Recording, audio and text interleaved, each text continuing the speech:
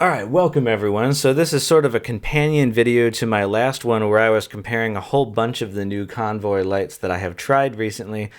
This one is going to be more specifically centered on just the S21E. If you watched my other video, you know that this is quickly became one of my favorite flashlights in my collection, and certainly of the four newish flashlights that I tried, easily my favorite of that group. And I wanted to talk about why.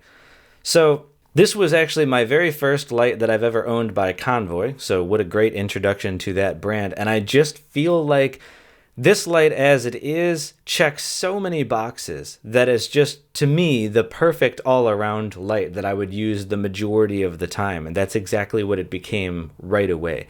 I got it with the 719A Nichia. That's actually my first 719A, and when I did some research about it ahead of time, comparing it to the 219 and the 519 Nichias, my experience seems to agree with a lot of what I read, which is that this is a throwier Nichia. The way that this bezel is set up in this plus that 719A creates what is, in my opinion, the near perfect beam profile for this type of light.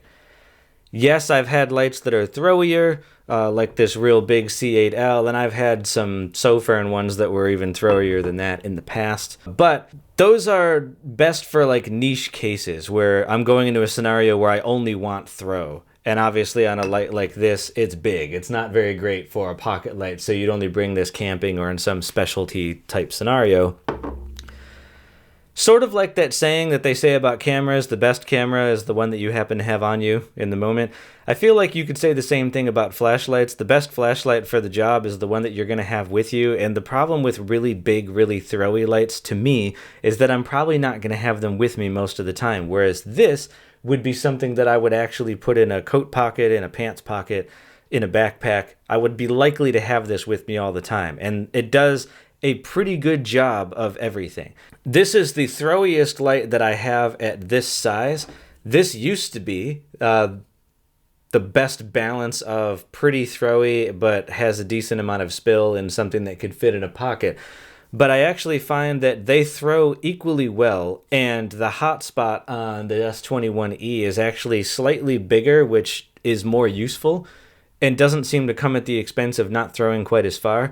And the spill that this creates is excellent. This one, there's a little bit less spill because it seems to be focused more on the hotspot, but the hotspot is so small that I don't find it as useful overall, even though it is a pretty good balance on this. And like I said in my other video, I don't want to repeat all of the same points, but normally, sure, you'd think a wider bezel would give you better throw or a wider spill around it. In this case, it doesn't. I suspect that's probably because of the 719A versus the 519C, I think is what's in this.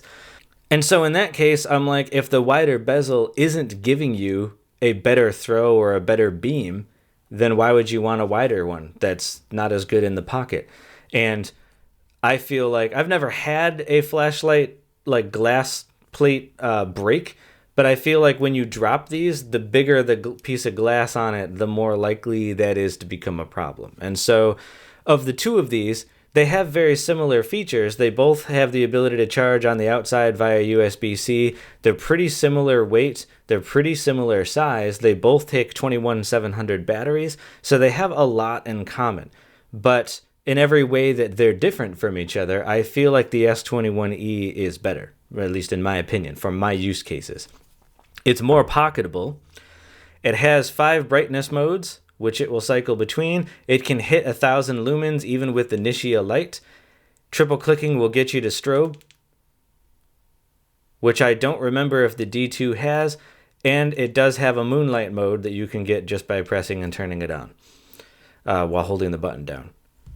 So to me, it ticks all the boxes. Strobe isn't super important to me to have, but if the light happens to have it, I'll take it. Having the moonlight mode, super useful. I got it in 4000 Kelvin. The way that that illuminates things is beautiful. The color detail is excellent. I like the really warm beam for lighting up the room while I'm reading to my son at night to put him to bed. This is a great trail light. We've played around outside with it. I sit on about an acre of land. Being outside on that, this does an excellent job of handling everything I need it to do. I can blow up the whole backyard with this on its higher modes. It does get pretty hot in its highest mode, but in the second to highest mode, I think is a nice balance of it's still awfully bright and you have a pretty controlled thermal on that. So it's just a great light, and it very much was. This was the first one I tried of the Convoys, and every other one I tried after that was sort of like, yeah, it's okay, but it's not the S21E.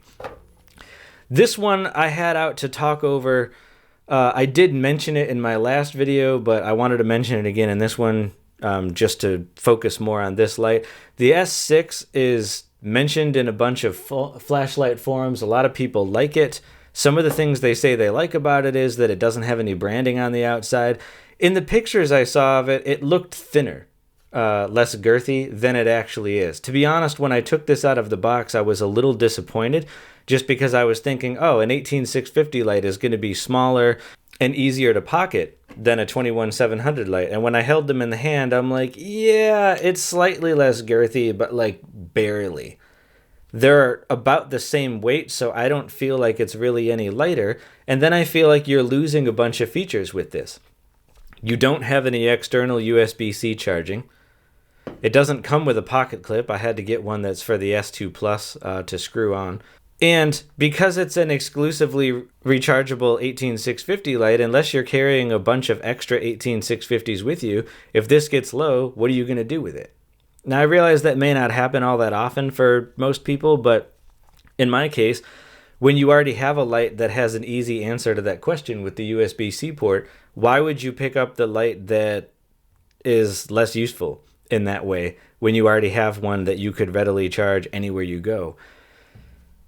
This is a throwier light, which is kind of useful, and I bet with this paired with the SFT40 that people talk about a lot, it's probably extremely throwy, and I suspect that that's the real reason people like this light so much, is that it's an easily pocketable, extremely throwy light, and in retrospect, I should have leaned into that and gotten the SFT40 so that this would probably have more of a distinct reason to pick it in my collection. I got it with the Nichia 519A thinking, oh, well, that's normally a pretty floody emitter, and with this super deep bezel, that'll kind of counteract that.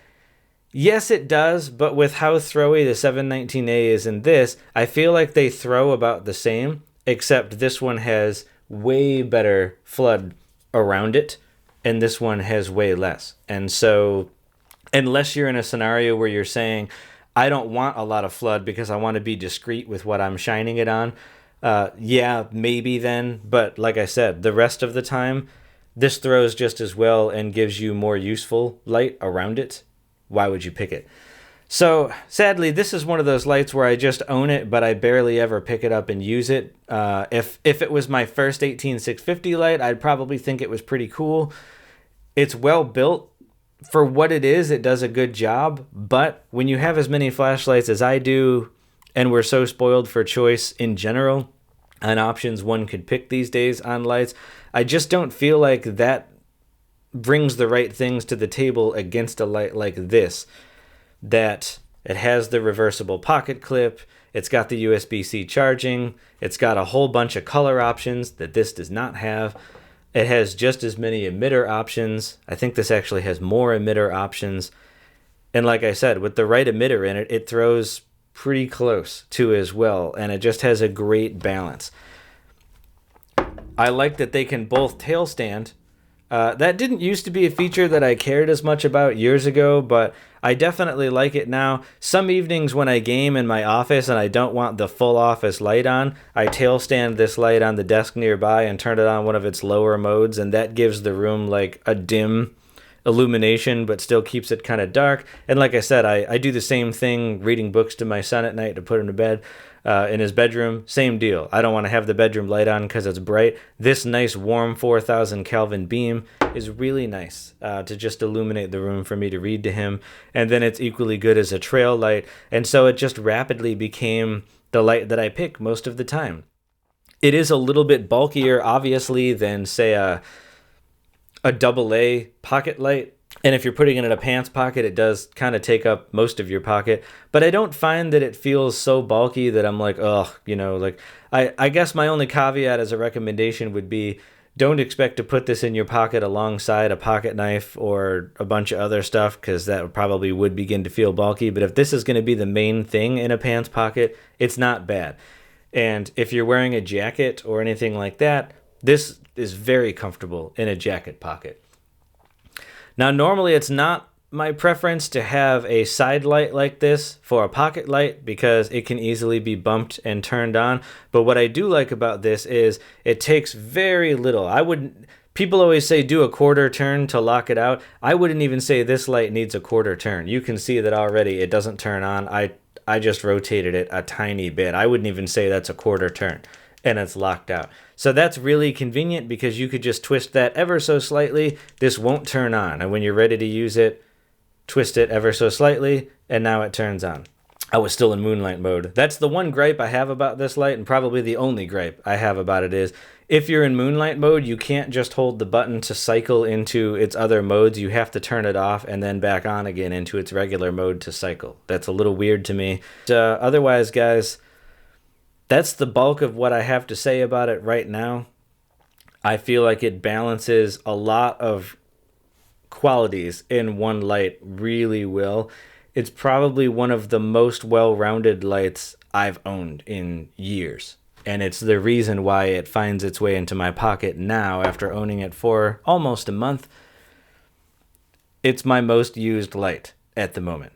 I hope this was helpful. If I forgot to talk about anything, put your comments below. I'll do my best to answer them.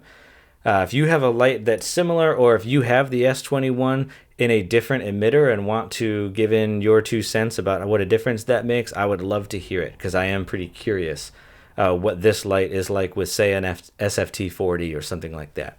Thanks for watching, guys, and I'll catch you in the next one.